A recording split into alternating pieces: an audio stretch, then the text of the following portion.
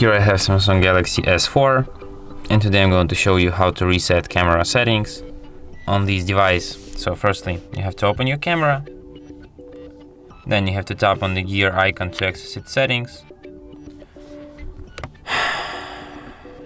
then on the gear icon one more time, then one more time on the gear icon, and in this section you can find button reset. Tap on it, then confirm it by tapping OK, and after that all the camera settings will be reset. And that's it.